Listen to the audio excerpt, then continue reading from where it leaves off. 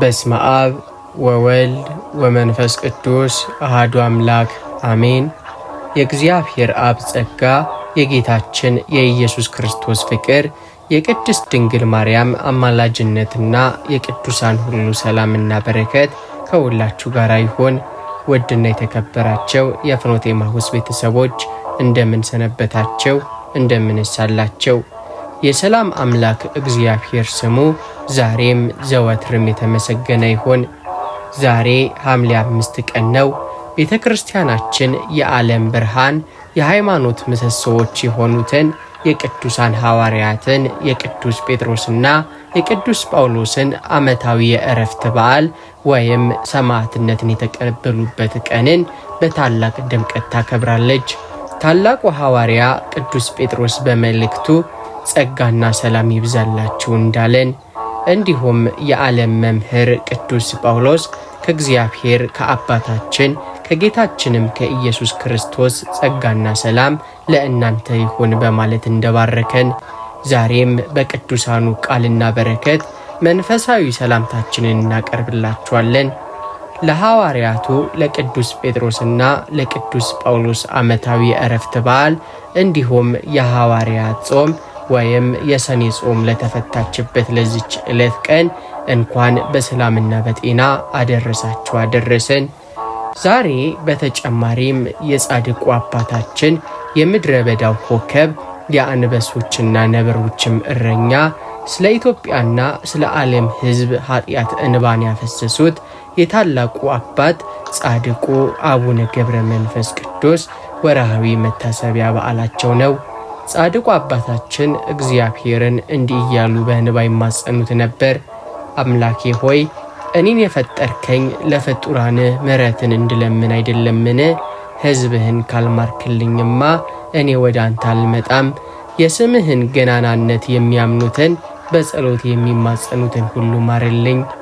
እግዚአብሔርም የጻድቁን ጸሎት ሰምቶ ስምህን የጠራውን ዝክርህን ያዘከረውን በጸሎት የተማጸነውን ሁሉ ምርልሃለሁ የሚል የማይታጠፍ ቃል ኪዳን ሰጥቷቸዋል።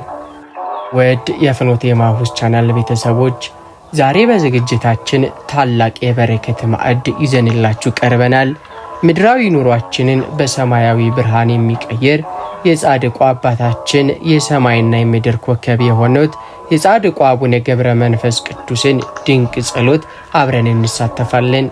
በተጨማሪም በቤተ ክርስቲያናችን ትልቅ ስፍራ የሚሰጠው የሁለቱ ታላላቅ ሐዋርያት የቅዱስ ጴጥሮስንና የቅዱስ ጳውሎስን በዓል ለምን በዓመት አንድ ቀን በሐምሌ 5 ቀን በአንድነት ይከበራል? በስተጀርባው ያለው ድንቅ ምስጢርስ ምንድነው? የሚለውን በጥልቀት እንመለከታለን። ቪዲዮውን ላይክ በማድረግ ይጀምሩ። እስከ መጨረሻው አብራችሁን ቆዩ። መሐሪና ይቅር ባይ አምላካችን እግዚአብሔር ሆይ እኛ ደካማና በኃጢአት የቆሸሽን ፍጥረቶች በፊት ቆመናል። ኃጢአታችን እንደ ባህር አሸዋ በዝቶ እንደ ጥቁር ደመናም በላያችን ላይ ጋርዶን ሳለ የአንተን ምሕረትና የጻድቁን የአቡነ ገብረ መንፈስ ቅዱስን ምልጃን ተስፋ በማድረግ ወደ አንተ እንጮኻለን። አቡነ ገብረ መንፈስ ቅዱስ ሆይ ከኃጢአት እንድንርቅ ኃይልን ለምነህ ሰጠን። አንተ ከኃጢአት በራቀ ሕይወት በምድረ በዳ እንደ መላእክት የኖርክ ንጹሕ አባት ነህ። እኛ ግን በዓለም ፈተና ተሸንፈን በዓይናችን ባየነው በጆሮአችን በሰማነውና በልባችን ባሰብነው ክፉ ነገር ሁሉ ተሳስተናል። የኃጢአት ደዌ ነፍሳችንን አቁስሏታል፣ ፈቃደ ሥጋችንም በእኛ ላይ ነግሷል። ዛሬ በቃል ኪዳን ኃይል የኃጢአትን ሰንሰለት ሰባብረ ነፃ አውጣን። አቡነ ገብረ መንፈስ ቅዱስ ሆይ ከኃጢአት እንድንርቅ ኃይልን ለምነህ ሰጠን። ሰይጣን በተለያዩ ወጥመዶች እያታለለ ከፈጣሪያችን መንገድ ሊያስወጣን ዘወትር ይተጋል። እኛ ደግሞ ደካሞች ነንና ያላንተ እርዳታ መቆም አንችልም። ክፉ ሐሳብን ከልባችን፣ ጸያፍ ንግግርን ካንደበታችን፣ በደልን ከእጃችን አርቅልን። እንዳንተ ለጽድቅ የምንራብና የምንጠማ ለቅድስና የምንተጋ የብርሃን ልጆች አድርገን። አቡነ ገብረ መንፈስ ቅዱስ ሆይ ለንስሐ የሚሆን ልብ ለኃጢአት የሚሆን ጸጸት አሰጠን። የሰራነውን በደል በዝርዝር እያሰብን በፊቱ አውጥተን የምንናዘዝበትን ድፍረትና ትሕትና ከአምላካችን ዘንድ ለምነህ አሰጠን። ኃጢአት የሚሰጠንን ጊዜያዊ ደስታ ሳይሆን ጽድቅ የምታስገኘውን የዘላለም ሰላም እንድንመርጥ ማስተዋልን በውስጣችን ዝራ።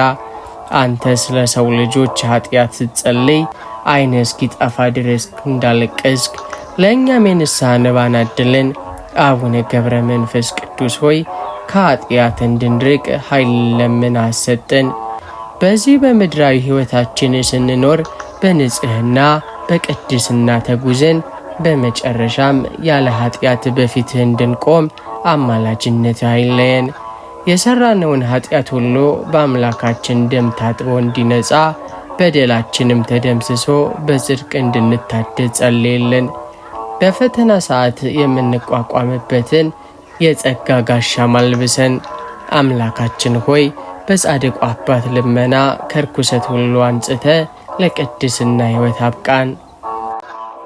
የቅዱሳን አምላክ ልዑል እግዚአብሔር ሆይ የሥጋ ፈቃድ ነፍሳችንን እንዳያሸንፋት የዓለምን ምቾት ከመንፈሳዊ ተጋድሎ እንዳያስታጉለን ዛሬ በአገልጋይህ በአቡነ ገብረ መንፈስ ቅዱስ ፊት ቆመን እንለምንሃለን። ጾም የነፍስ ምግብ፣ ጸሎት ደግሞ ከአንተ ጋር የመነጋገሪያ ድልድይ መሆኑን ብናውቅም በድካማችን ምክንያት የምንዘነጋውን እኛን በመንፈስ ቅዱስ ኃይል አበርታን። አቡነ ገብረ መንፈስ ቅዱስ ሆይ በጾምና በጸሎት እንድንበረታ ማልድልን። እንደ ሰውነታችን መጠን ምግብና መጠጥ ሳያስፈልግህ ለዘመናት በጾም የኖርክ ሰውነትህንም ለፈጣሪ መሥዋዕት አድርገህ ያቀረብክ ድንቅ አባትነ።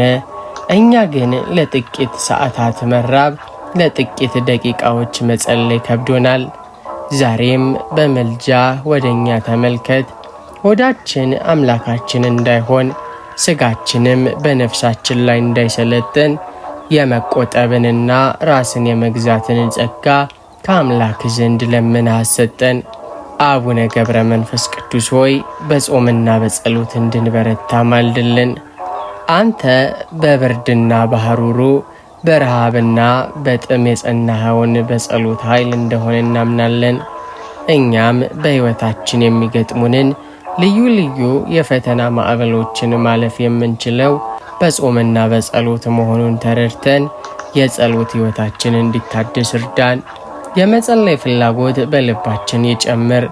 በጸሎት ጊዜ የሚመጣብንን እንቅልፍ፣ ስንፍናና የሐሳብ መበታተን በቃል ኪዳን አርቅልን። አቡነ ገብረ መንፈስ ቅዱስ ሆይ ስለ ሰው ልጆች ኃጢአት ስትጸልይ ዓይንህ እስኪጠፋ ድረስ ያለቀስክ ጻድቅ ሆይ ለእኛም ስለ ኃጢአታችን የምናለቅስበትን የንስሐ እንባ ስጠን። ጾማችን ከምግብ መከልከል ብቻ ሳይሆን ከክፉ ንግግር፣ ከቂምና ከበቀል የራቀ እውነተኛ ጾም ይሆንልን ዘንድ መንገዱን አሳየን። በጾማችን ኃይል ክፉ መናፍስት ከቤታችንና ከሕይወታችን እንዲወጡ፣ በጸሎታችንም የእግዚአብሔር ሰላም እንዲሰፍን አማላጅነት አይለየን። አቡነ ገብረ መንፈስ ቅዱስ ሆይ በጾምና በጸሎት እንድንበረታ ማልድልን። በመጨረሻም አባታችን ሆይ ተጋድሏችንን በድል እንድንፈጽም እንዳንተም ለክብር እንድንበቃ በጾም የከሳው ሰውነታችን በመንግሥተ ሰማያት በብርሃን እንዲያጌጥ ጸልይልን። እኛ ደካሞች ነንና አንተ በበረከት ደግፈን። በእምነት ጎዳና ላይ ያለመታከት እንድንሮጥ ጽናቱን ጨምርልን። አምላካችን ሆይ በጻድቁ አባት ልመና ጾማችንና ጸሎታችንን ተቀብለ በረከተ ሥጋ ወነፍስን አድለን። የሰራዊት ጌታ እግዚአብሔር ሆይ አንተ የብርሃን አምላክ ነህና በጨለማ ለሚመጡ ክፉ መናፍስት አሳልፈህ አትስጠን። በጌትነትህ ግርማ አጋንንትን የምታባረር በሥልጣንህም የሰይጣንን ወጥመድ የምትበጣጥስ አምላክ ሆይ ዛሬ በባሕታዊው ጻድቅ አባታችን በአቡነ ገብረ መንፈስ ቅዱስ ምልጃ ፊትህ ቆመናል። ጻድቁ አባት ሆይ አንተ በምድረ በዳ ስትጋደል አጋንንት በብዙ ሰራዊትና በልዩ ልዩ አስፈሪ መልክም ቢመጡብህ በጸሎት ኃይል ድል አድርጋቸዋል።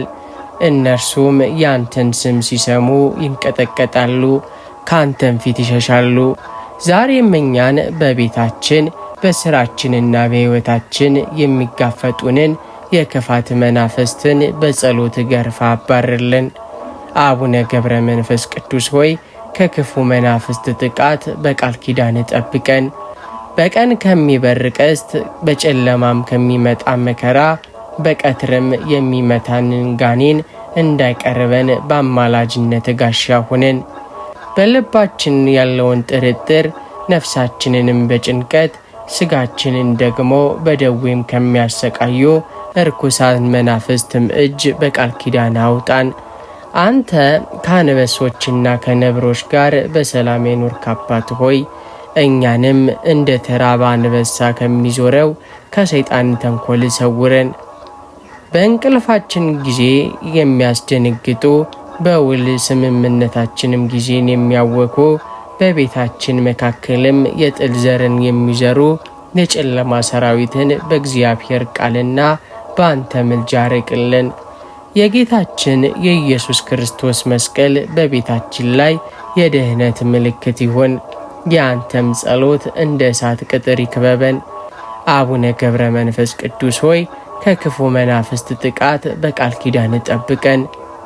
በስም የሚማጸኑትን ከመከራ ድናቸዋለሁ ብሎ አምላክ የገባልህን ቃል ኪዳን ዛሬ በእኛ ላይ ፈጽመው። ከሟርትና ከጠንቆላ፣ ከምቀኛ ዓይን፣ ከክፉ መንፈስ አሰራርም ነፃ አውጣን። ነፍሳችን በእግዚአብሔር ሰላም እንድታርፍ መንፈሳችንም በቅድስና እንዲታደስ ዘወትር ማልድልን። አምላካችን ሆይ በጻድቁ አባት ጸሎት ከጠላት ወጥመድ ሁሉ አድነን፣ በክንፎችም ጥላ ስር ሰውረን። አምላካችንና መድኃኒታችን ኢየሱስ ክርስቶስ ሆይ ሰላሜን እሰጣችኋለሁ፣ እኔ የምሰጣችሁ ሰላም ዓለም እንደሚሰጣችሁ አይደለም።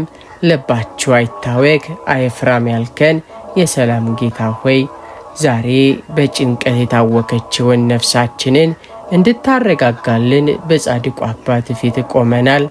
አቡነ ገብረ መንፈስ ቅዱስ ሆይ ከፍርሃትና ከጭንቀት እንድንርቅ ማልድልን።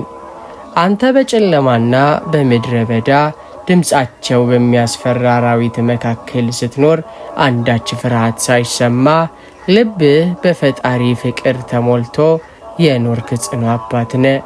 እኛ ግን በነገው ሕይወታችን፣ በስራችን፣ በጤናችንና በልጆቻችን ምክንያት በጭንቀት ማዕበል እየተናወጥን ነው። በልባችን የሰፈነውን የፍርሃት መንፈስ በጸሎት ኃይል አስወግድልን።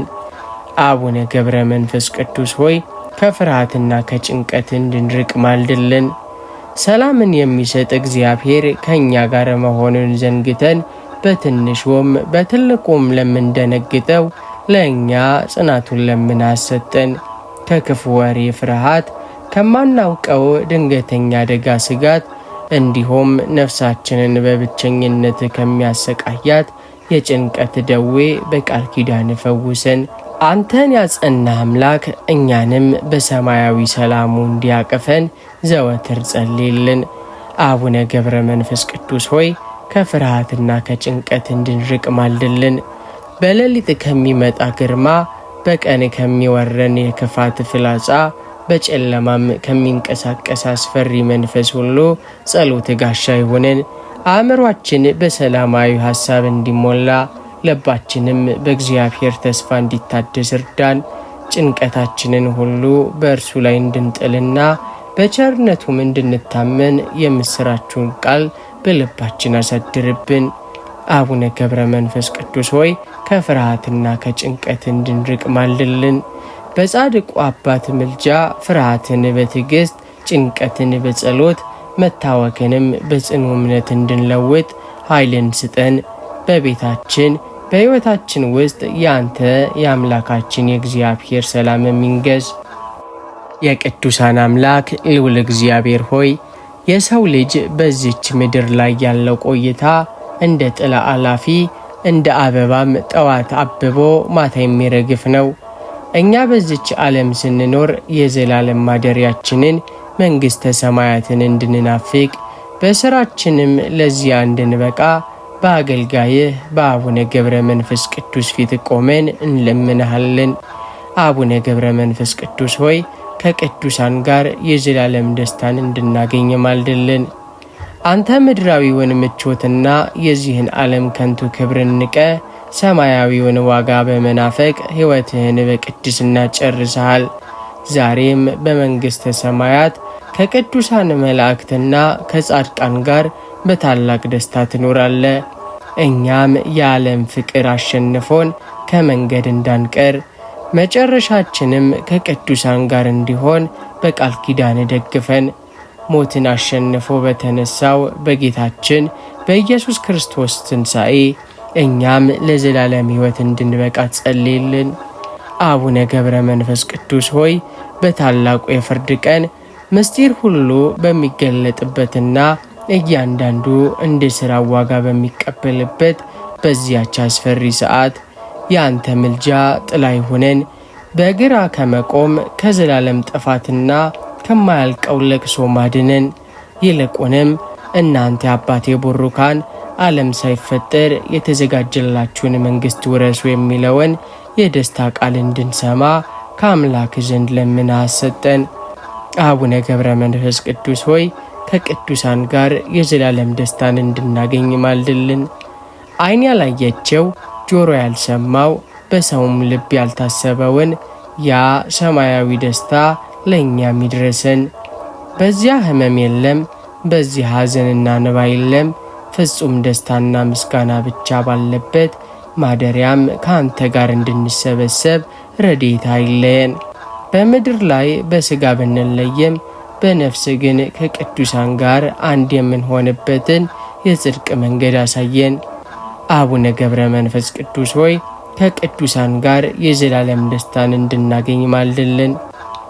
አምላካችን ሆይ በጻድቁ አባት ልመና ነፍሳችንን ከሲኦል እስራት አውጣት፣ በገነትም ከቅዱሳን ጋር አሳርፋት። ለዘላለሙ ምስጋናና ክብር ለአንተ ይሁን። የጻድቁ አባታችን ረድኤትና በረከታቸው የምልጃ ጸሎታቸው በሁላችን ላይ ይደርብን። በእውነት የቅዱሳን መታሰቢያ ለበረከት ነው። ውድ የፍኖተ ኤማሁስ ቻናል ተከታታዮች አሁን ደግሞ ወደ ሁለተኛው ፕሮግራማችን እንለፍ። ይኸውም ለምን በሐምሌ 5 ቀን የቅዱስ ጴጥሮስንና የቅዱስ ጳውሎስን በዓል በአንድ ቀን እናከብራለን? ውድ የፍኖተ ኤማሁስ ቤተሰቦች ከአይሁድ ወገን ለነበረው ሕግንም አጥብቆ ለሚከተለው ለቅዱስ ጴጥሮስ የተሰጠው ቁልፍ ከአሕዛብ ወገን ለነበረውና በሮማውያን ስልጣኔም ላደገው ለቅዱስ ጳውሎስም ተሰጥቶታል።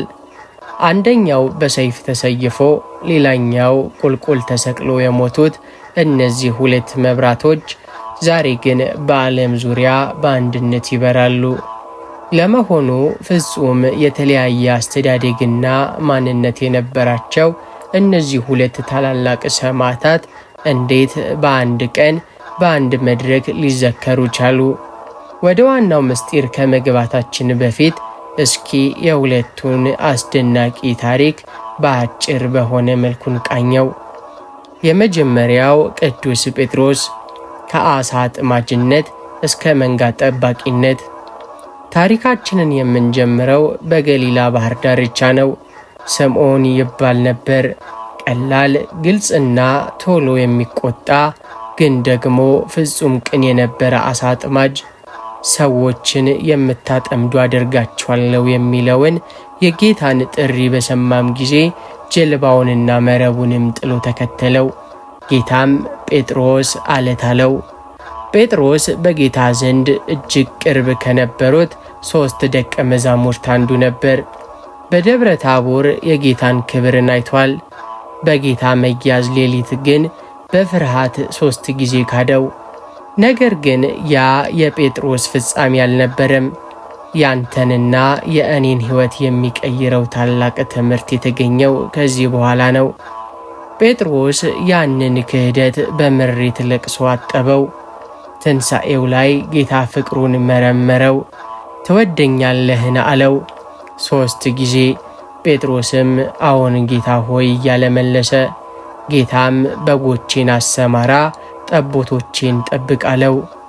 በዕለተ ጴንጠቆስጤም መንፈስ ቅዱስ በወረደ ጊዜ ያ የፈራው ጴጥሮስ በአንድ ቀን ስብከት 3000 ሰዎችን ወደ ክርስትና አምጥቶ የቤተ ክርስቲያን ምሰሶም ሆነ።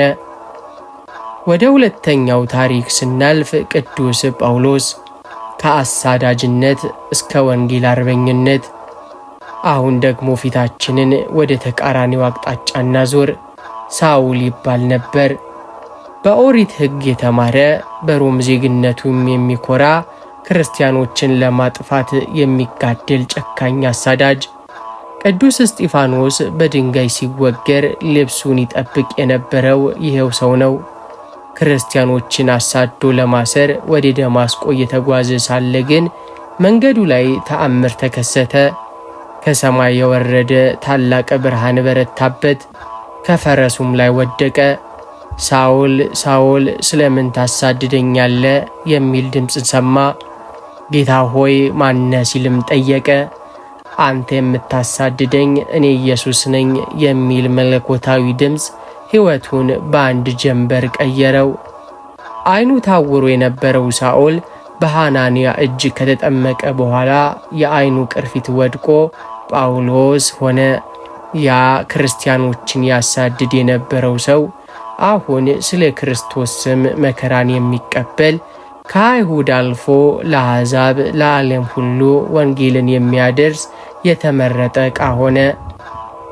14 ታላላቅ መልእክታትን በመጻፍ ለዛሬዋ ቤተ ክርስቲያን መዋቅርና ዕውቀት መሠረትን ጥሏል። ውድ የፍኖተ ኤማሁስ ቻናል ተከታታዮች፣ ታዲያ ሐምሌ 5 ቀን ለምን የቅዱስ ጴጥሮስና የቅዱስ ጳውሎስ በዓል በአንድነት ይከበራል? እነዚህ ሁለት የተለያየ የሕይወት መስመሮች ያላቸው ቅዱሳን ፍጻሜያቸው ግን በአንድ ከተማና በአንድ ዕለት ሆነ፣ በሮም ግዛት። የመጀመሪያው አበይት ምክንያት በአንድነት የሚከበርበት የሰማዕትነት ፍጻሜያቸው በአንድ ቀን በመሆኑ ነው። የሁለቱ መብራቶች የአንድነት ማኅተም የቅዱስ ጴጥሮስና የቅዱስ ጳውሎስ ታሪክ በምድር ላይ ፍጹም የተለያየ መስመር የነበረው ነው። ቅዱስ ጴጥሮስ የገሊላ ባሕር ዓሣ አጥማጅ፣ ቅዱስ ጳውሎስ የተርሴስ ከተማ ምሁር። ቅዱስ ጴጥሮስ ከጌታ እግር ስር ተቀምጦ የተማረ፣ ቅዱስ ጳውሎስ በደማስቆ መንገድ ላይ በታላቅ ብርሃን የተጠራ። ነገር ግን እግዚአብሔር አምላክ በመጨረሻው ሰዓት በሰማዕትነት አክሊል ሊያከብራቸው ሲል በአንዲት ከተማ በአንድ ዕለት በአንድ የሞት ጽዋ ላይ ያገናኛቸው። በ67 ዓመተ ምህረት አካባቢ ጨካኙ የሮም ንጉሥ ኔሮን ቄሳር የሮምን ከተማ ራሱ በእሳት ካቃጠለ በኋላ ሕዝቡ እንዳያምጽበት ጥፋቱን በክርስቲያኖች ላይ አሳበበ። በዚያን ጊዜ በሮም ከተማ የነበረው ስደትና መከራ እጅግ የበረታ ነበር። በዚህ ታላቅ የእሳት እቶን ውስጥ ግን ቤተ ክርስቲያንን በአባትነት ደግፈው ያቆሟት እነዚህ ሁለት የብርሃን ምሰሶዎች ነበሩ። ሞታቸው ታዲያ የዓለምን ክርስትናን ታሪክ የለወጠ፣ ሰማይና ምድርን ያናወጠ ታላቅ ክስተት ነበር። ቅዱስ ጴጥሮስ የትሕትናው ጫፍ። ወደ መስቀያው አደባባይ ሲያወጡት ሊሰቅሉትም ሲሉ ጴጥሮስ የሮም ወታደሮችን አንድ ታላቅ ልመና ለመናቸው። እባካቸው እኔ እንደ ጌታዬና እንደ አምላኬ ቀጥ ብዬ ልሰቀል አይገባኝም፣ የጌታዬን ክብር ረግጣለሁና እባካቸውን ቁልቁል ዘግዝቃችሁ ስቀሉኝ አላቸው። በትሕትናውና በፍቅሩ ብዛት ራሱን ዝቅ አደረገ። በመስቀል ላይ ሆኖም ነፍሱን ለእግዚአብሔር ሲል ሰጠ። ቅዱስ ጳውሎስ የወንጌል ጀግና። ጳውሎስ የሮም ዜግነት ስለነበረው በሕጉ መሠረት በመስቀል ላይ ተሰቅሎ እንዲሰቃይ አይፈቀድም ነበር። ስለዚህ ወደ ተጸነሰበት የሞት አደባባይ ወሰዱት። ጳውሎስ ግን አልፈራም። ይልቁኑ ራሱን ለአምላኩ መሥዋዕት አድርጎ ለማቅረብ ተዘጋጀ። ሰይፍ ተስሎ አንገቱን ሲቆርጠው የሰማዕትነት ደሙ ለምድር በረከትም ሆነ። እነዚህ ሁለት ቅዱሳን ሐዋርያት በአንድ ቀን ሰማዕት መሆናቸውን በሰማይ ያላቸውንም ክብርን አስመልክቶ ታላላቅ የቤተ ክርስቲያን አባቶች በሚያስገርም ምስክርነት ገልጸውታል። የቤተ ክርስቲያን አንደበትና ብርሃን በመባል የሚታወቀው ቅዱስ ዮሐንስ አፈወርቅ ስለ ሁለቱ ሐዋርያት ፍጻሜና ስለ ሮም ከተማ ክብር ሲናገር እንዲህ ብሏል። እኔ ሮም ከተማን የምወዳት ስለ ወርቅ ክምችቷ፣ ስለ ታላላቅ ሕንፃዎቿ ወይም ስለ ስልጣኔዋ አይደለም። ይልቁኑ እነዚህን ሁለት የዓለም መብራቶች፣ እነዚህን ሁለት የቤተ ክርስቲያን ዓይኖች በጉያዋ ስላቀፈች ነው። ጴጥሮስና ጳውሎስ በደማቸው የቀደሷት በአንድነትም የድል አክሊልን የተቀዳጁባት ዕለት ለእኛ የደስታችን መሠረት ናትና። በተጨማሪም ታላቁ ሊቅ የቤተ ክርስቲያን አባት ቅዱስ አውግስጢኖስ የሐምሌን 5 ክብረ በዓልን አስመልክቶ ለአማኞቹ ባስተማረው ስብከት ላይ የሁለቱን አባቶች መንፈሳዊ አንድነት እንዲህ ሲል ገልጾታል። በአንድ ቀን የሁለቱንም ሐዋርያት መታሰቢያ እናከብራለን። ምንም እንኳን የተሰቃዩበት መንገድ ቢለያየም በነፍስና በአንድነት ግን አንድ ነበሩ። ጴጥሮስ ቀድሞ ሄደ፣ ጳውሎስም ተከተለው። ዛሬ በአንድነት እናስባቸዋለን፣ ምክንያቱም እነርሱ የወንጌልን ዘር በደማቸው አብረው አጽንተዋልና። በሀገራችን ሊቃውንትም በስንክሳር ላይ የዕለቱን ክብር ሲገለጽ በአንዲት ዕለት በሮሜ ከተማ የክብር ሰጪ በሆነ በመንፈስ ቅዱስ እጅ የድል አክሊልን ለተቀዳጁት የኔሮንን ሰይፍና መከራ ላሸነፉት ለጴጥሮስና ለጳውሎስ ሰላምታ ይገባል ማለት ነው። ውድ የፍኖተ ኤማሁስ ቤተሰቦች ሐምሌ 5 ቀን ማለት ሁለት የተለያዩ የሕይወት ታሪኮች፣ ሁለት የተለያዩ የአገልግሎት ስጦታዎች ነገር ግን ለአንድ ክርስቶስ ሲሉ በአንድ ቀን በአንዲት ከተማ በአንድ የፍቅር ማህተም በሰማዕትነት ደም የታተሙበት ታላቅ የድል ቀን ነው። ውድ የፍኖተ ኤማሁስ ቤተሰቦች ቤተ ክርስቲያን ሁለቱን ታላላቅ ሐዋርያት በአንድ ቀን የምታስበው ያለ ምክንያት አይደለም። የእነርሱ በአንድ ቀን መታሰብ የክርስትና እምነታችን ትልቁ መግለጫ የሆነው የአንድነትና የፍቅር ሕያው ምስክር ነው። እስኪ ወደ ኋላ ተመልሰን ማኅበራዊ አወቃቀራቸውንና የተሰጣቸውን ተልእኮ እንመልከት። ቅዱስ ጴጥሮስ የአይሁድ ወገን ነው። የተላከውም ሕግና ሥርዓት ላላቸው የተገረዙትን አይሁድን ወደ ክርስትና ለመመለስ ነበር። ቅዱስ ጳውሎስ ደግሞ በሮም ስልጣን ያደገ ምሁር ነው። የተላከውም ሕግ ለሌላቸው የአረማውያንና የጣዖት አምላኪ ለነበሩት ለአሕዛብ ወገኖች ነበር። በዚያ ዘመን በአይሁድና በአሕዛብ መካከል የነበረው ግንኙነት የጥል የመናናቅና የልዩነት ግንብ ነበር። አይሁዳዊ ከአሕዛብ ጋር አይቀመጥም አይበላምም ነበር። ነገር ግን ክርስቶስ ኢየሱስ በመስቀሉ ያንን የጥል ግንብ አፈረሰው። እነዚህ ሁለት ቅዱሳን በተለያዩ ቦታዎች ለተለያዩ ማኅበረሰቦች ወንጌልን ቢሰብኩም በመካከላቸው ግን ፍጹም የሆነ የሃይማኖትና የፍቅር አንድነት ነበር። ቤተ ክርስቲያን ሁለቱን በአንድ መሠዊያ በአንድ ዕለት ስታከብር ለዓለም የምታስተላልፈው ታላቅ መልእክት አለ። በክርስቶስ ዘንድ አይሁዳዊ ወይም የግሪክ ሰው የለም፣ ባሪያ ወይም ጨዋ የለም። ሁላችንም በክርስቶስ አንድ ነን። ታላቁ የቤተ ክርስቲያን መምህርና ሊቅ ቅዱስ ቄርሎስ ዘእስክንድርያ የሐዋርያትን አንድነት ሲያብራራ እንዲህ ይለናል። ጴጥሮስና ጳውሎስ የክርስቶስ የሰረገላው ፈረሶች ናቸው። አንደኛው ወደ ቀኝ ሌላኛው ወደ ግራ አልሮጠም።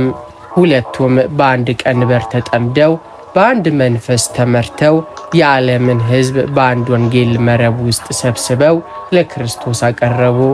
ስለዚህ ስማቸውና ክብራቸው መቼም ቢሆን አይነጣጠልም። ደራሲውና የቅዱሳት መጻሕፍት ተርጓሚው ቅዱስ ጀሮም ደግሞም ስለ ቅዱስ ጳውሎስ ከጌታ ትንሣኤ በኋላ ጴጥሮስን ለማየት ወደ ኢየሩሳሌም ስለመሄዱ በገላትያ ምዕራፍ 1 ከቁጥር 18 ላይ የተጠቀሰውን ሲያብራራ እንዲህ ብሏል። ጳውሎስ ወደ ኢየሩሳሌም የሄደው ጴጥሮስን ለማየት ብቻ አልነበረም። ይልቁኑ ለአይሁድ የተላከውና ለአሕዛብ የተላከው ሐዋርያ በአንድነት ቆመው የወንጌልን አገልግሎት አንድ መሆኑን ለዓለም ለማሳየት ነው። እነርሱ በሕይወታቸውም በትምህርታቸውም የቤተ ክርስቲያንን አንድነት ማኅተም ያደረጉ አባቶች ናቸው። በኢትዮጵያ ኦርቶዶክስ ተዋሕዶ ቤተ ክርስቲያን ታላቅ መንፈሳዊ ስነ ጽሑፍ በሆነው በውዳሴ አምላክ ላይም ስለዚሁ ምስጢር እንደዚህ ሲል ተጽፏል። በአንዲት እውነተኛ ሃይማኖት ቤተ ክርስቲያንን ያጸናችኋት ጴጥሮስና ጳውሎስ ሆይ ሰላም ለእናንተ ይሁን። ውድ የፍኖተ ኤማሁስ ተመልካቾቻችን ዛሬ ዓለማችን በዘር፣ በቋንቋ፣ በጎሳና በፖለቲካ ተከፋፍላ በምታመስበት በዚህ ዘመን የቅዱስ ጴጥሮስና የቅዱስ ጳውሎስ በአንድነት መከበር ትልቅ ትምህርት ይሰጠናል። ልዩነቶቻችንን አጥፍተን በትህትና ተደጋግፈን በአንዲት ቅድስት ቤተ ክርስቲያን ጥላ ስር እንዴት በአንድነት መቆም እንዳለብን ያስገነዝበናል። ውድ የፍኖተ ኤማሁስ ቤተሰቦች የቅዱስ ጴጥሮስና የቅዱስ ጳውሎስ በአንድ ቀን አብሮ መከበር ሌላው ትልቁ ምስጢር ለእኛ ለኃጢአተኞች የተሰጠ የታላቁ እግዚአብሔር ቸርነት፣ ይቅርባይነትና ምሕረትም ሕያው ማሳያ ማረጋገጫ በመሆናቸው ነው። እነዚህን ሁለት ቅዱሳን ቤተ ክርስቲያን ከፍ አድርጋ ስታሳየን እግዚአብሔር ሰዎችን የሚመርጥበትና የሚቀይርበትን ድንቅ አሰራር እንረዳለን። ቅዱስ ጴጥሮስ የንስሐ መገኛ ነው። ጴጥሮስ እኮ ጌታን በቅርብ የሚያውቀው ተአምራቱን ያየ ከአንተ ጋር ወደ ወህኒም ወደ ሞትም ለመሄድ የተዘጋጀው ነኝ ያለው ታማኝ ደቀ መዝሙር ነበር። ነገር ግን በፈተናው ሰዓት በፍርሃት ተሸንፎ ይህንን ሰው አላውቀውም እያለ 3 ጊዜ ካደው። ዶሮ ሲጮህ ግን ጌታ ዘወር ብሎ አየው። ጴጥሮስንም ያንን እይታ ሲያይ ልቡ ተነካ። ወደ ውጭ ወጥቶም በምሬት አለቀሰ። ጌታም በትንሣኤው ዕለት ክህደቱን ሳይቆጥርበት በፍቅር ይቅር ብሎ የቤተ ክርስቲያን መሪ ያደረገው። ቅዱስ ጳውሎስ የጸጋ መገለጫ። በአንጻሩ ቅዱስ ጳውሎስ ደግሞ ክርስቶስን በምድር ሳለ በአካል አልተከተለውም። ይልቁኑ ስሙን የሚጠሩትን ክርስቲያኖችን የሚያሳድድ፣ የሚያሳስር፣ የሚያስገድል የቤተ ክርስቲያን ቁጥር 1 ጠላት ነበር። ነገር ግን እግዚአብሔር ያንን ጨካኝ አሳዳጅ በደማስቆ መንገድ ላይ በትሕትና ጠርቶ ኃጢአቱንም ደምስሶ ለዓለም ሁሉ የሚተርፍ የጸጋ አባት የተመረጠ ዕቃ አደረገው።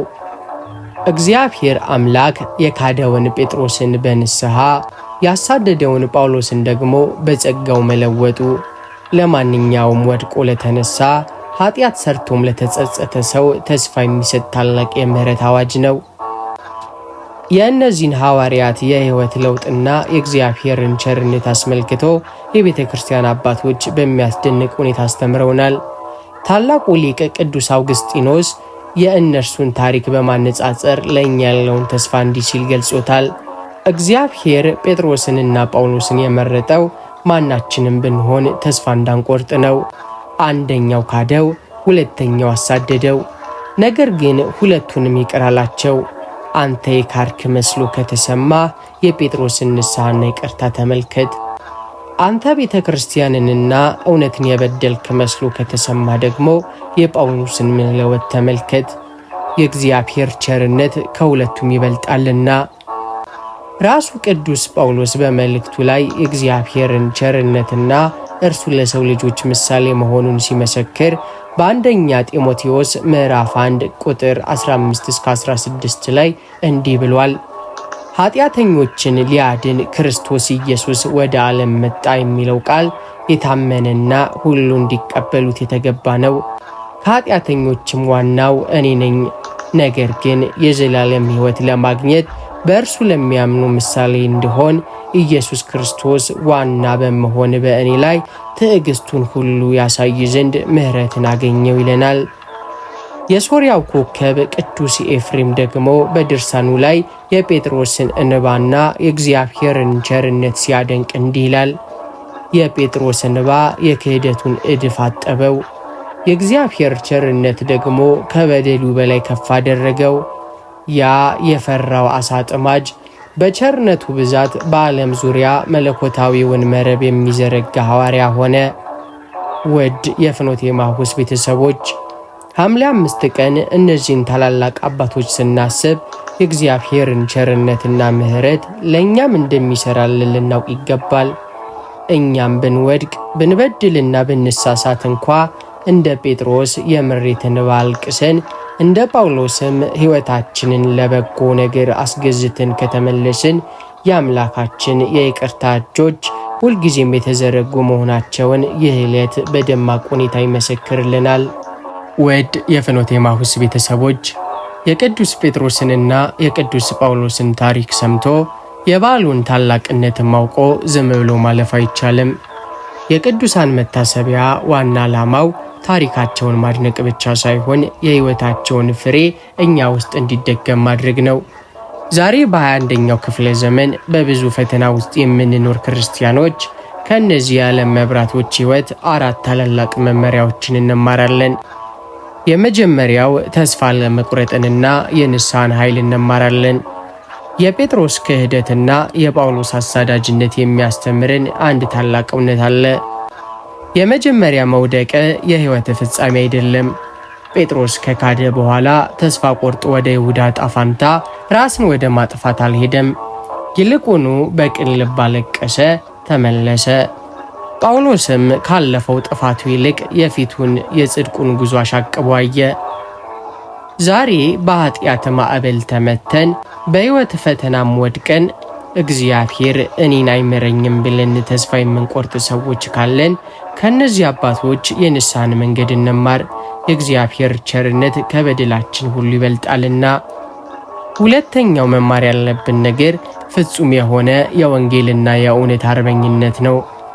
እነዚህ ቅዱሳን በምድር ላይ ምቾትን፣ ሀብትን፣ ዝናን ወይም ስምምነትን አልፈለጉም። ቅዱስ ጳውሎስ በአገልግሎቱ የገጠመውን መከራ ሲገልጽ በጅራፍ ተገረፍኩ፣ በድንጋይ ተወገርኩ፣ መርከቤ ተሰበረ፣ በረሃብና በጥም ኖርኩ ይላል። ነገር ግን አንዲትም ቀን ወንጌልን ከመስበክ ወደ ኋላ አላለም። ቅዱስ ጴጥሮስም በነገሥታት ፊት ቆሞ ስለ ክርስቶስ በድፍረት መሰከረ። ዛሬ እኛ ለአምላካችን ስንል ምን ያህል መከራን ለመቀበል ዝግጆች ነን? እውነትን ስለመናገርና ስለ ሃይማኖታችን ስንል የሚመጣውን ተጽዕኖስ እንዴት እየተጋፈጥን ነው? አባቶቻችን በደማቸው የጠበቁትን እምነት እኛ ዛሬ በሕይወታችን ልንመሰክረውና ልንጠብቀው እንደሚገባ እንማራለን። ሦስተኛው ነጥብ ልዩነትን ማሸነፍና በአንድነት መቆምን እንማራለን። ዛሬ በቤተ ክርስቲያናችንም ሆነ በማኅበራዊ ሕይወታችን ውስጥ ያለው መከፋፈል፣ በጥቅምና በጎሳ መለያየት እጅግ ያሳዝናል። ከእነርሱ የምንማረው በአስተሳሰብ፣ በአስተዳደግ ወይም በአገልግሎት ስጦታ ብንለያይ እንኳ በክርስቶስ ፍቅር ግን አንድ መሆን እንደምንችል ነው። አራተኛ መማር ያለብን ለክርስቶስ ያለንን ፍቅር በተግባር ማሳየት ነው። ጌታችን ጴጥሮስን ትወደኛለህን ብሎ በጠየቀው ጊዜ ጴጥሮስ በፍቅር ተቃጥሎ ጌታ ሆይ አንተ ሁሉን ታውቃለህ፣ እንድወድ አንተ ታውቃለህ አለው። ጳውሎስም ከክርስቶስ ፍቅር ማን ይለየናል? መከራ ነው ወይስ ጭንቀት? እያለ የፍቅሩን ጽናት መሰከረ። ፍቅራቸውን ግን በቃል ብቻ አላስቀሩትም፣ ሕይወታቸውንም መስዋዕት አድርገው አሳዩት እንጂ። ክርስትና የቃላት ድርድር ሳይሆን የሕይወት መስዋዕትነት ነው። እግዚአብሔርን መውደዳችንን የምናሳየው ትእዛዛቱን በመጠበቅ ወንድሞቻችንን በመውደድና ለቤተ ክርስቲያን በቅንነት በማገልገል መሆን እንዳለበት ከሕይወታቸው እንማራለን። የእግዚአብሔር አብ ጸጋ፣ የኢየሱስ ክርስቶስ ፍቅር፣ የመንፈስ ቅዱስ አንድነት፣ የእናታችን የቅድስት ድንግል ማርያም አማላጅነትና ጥበቃ ከሁላችን ጋር ይሆን። ወስብሐት ለእግዚአብሔር ወለወላዲቱ ድንግል ወለመስቀሉ ክቡር። ሰላም እግዚአብሔር ከሁላችን ጋር ይሆን። አሜን።